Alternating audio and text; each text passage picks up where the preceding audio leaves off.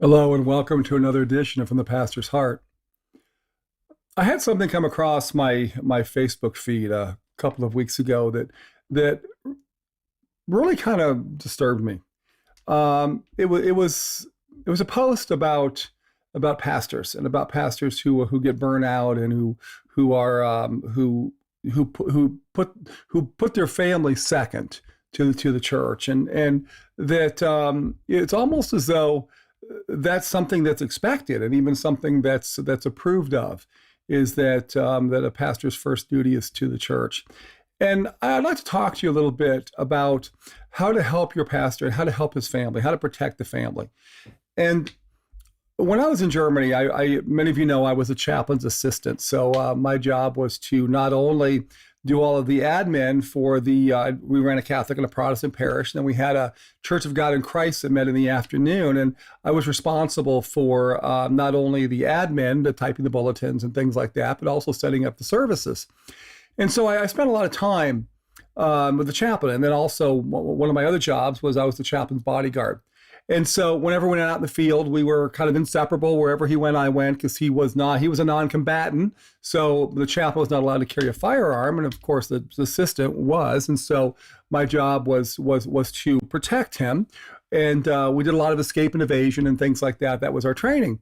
But I was blessed. I worked for many phenomenal chaplains.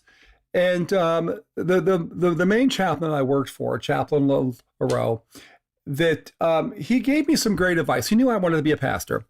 And so sometimes we were on long drives or we were out going to see, various and sundry units. When he wasn't trying to get me into the 1K zone and get us arrested, we would talk about what does it mean to be a pastor? What are the things that you need to do? And he gave me some advice very early on that I've taken to heart, and it was foundational. And he said, Dan, when you go into a church and when you're candidating for a church, that they're going to ask you the question about the role of your wife. And as many of you know, I have a very, very talented wife, and she's a piano player, organist, and she's the one that makes me look good. And he says, what you do is you tell them up front that the job of your wife is to be your wife.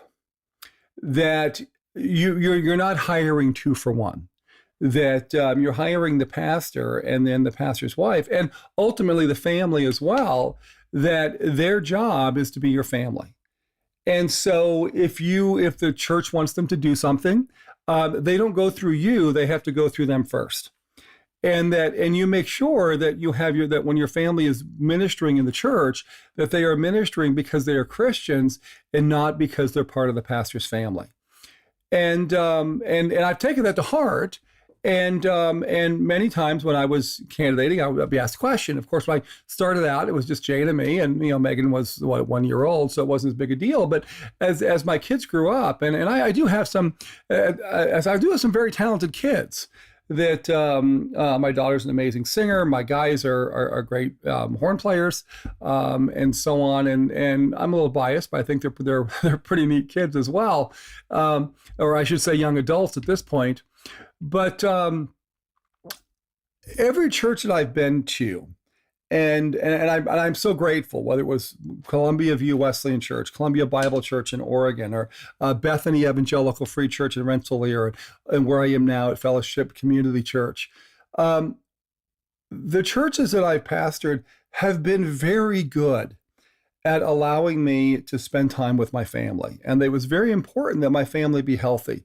And so they were very aware, with the elders, the folks in the church, to make sure that they weren't monopolizing my time. And so for example, I was able to coach both of my boys in baseball. I even coached Megan 1 year in baseball. That was it was a lot of fun. She's not a great baseball player, but that took time away, and nobody ever said a word to me about that. That whether I was going to practices, whether I was taking time off in the middle of the day to pitch batting practice to kids, and so on. And I mean, it took a lot of time, and the church did nothing but encourage me in that. And so, I mean, I enjoy coaching, but my goal was actually to spend time with my boys. that when I was in Indiana, I was a music director for the community theater for 4 plays, and my daughter was in those plays, and she had a lead in one, and fairly decent sized roles in the other. And this was an opportunity that I had to interact with her, not just as dad and daughter, but as director and actor. But the thing was, it took a lot of time. That I was gone pretty much 5 nights a week at the theater. That other things that were going on, and not only did the church allow that, but they actually encouraged that I would have that time to spend with my family.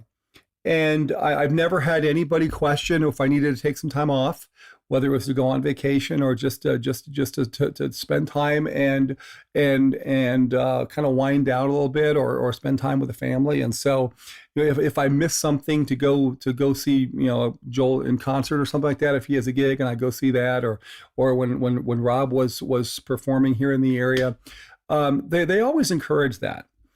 And so, and I think that because I think there's a large part of that my kids, which I am so grateful for, actually have a pretty good view of the church.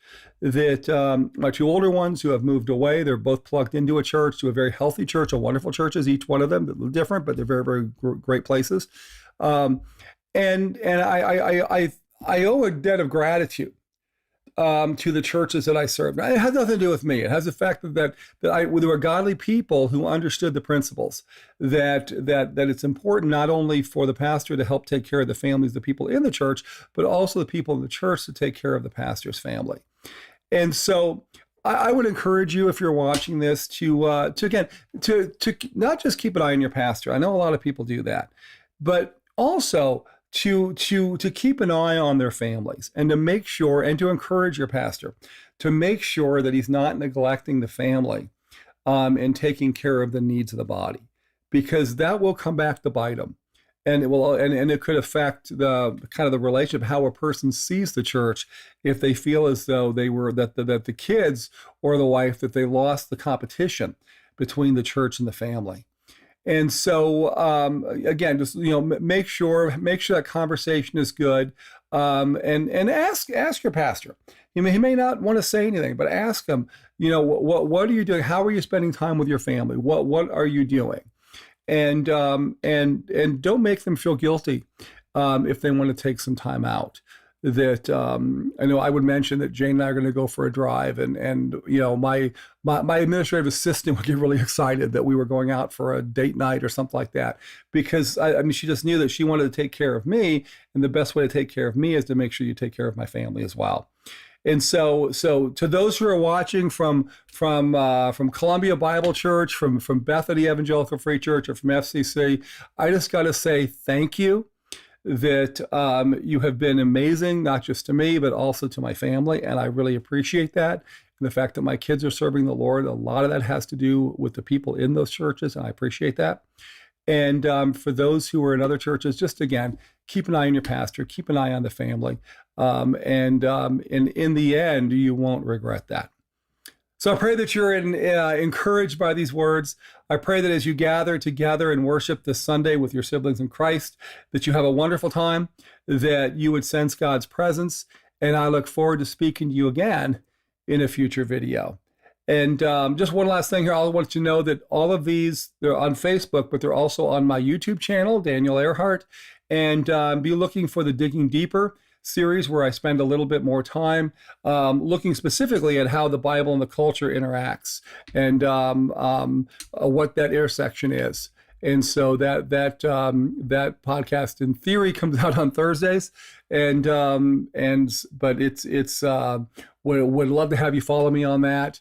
And so again, have a wonderful week. I look forward to seeing you again soon. God bless y'all.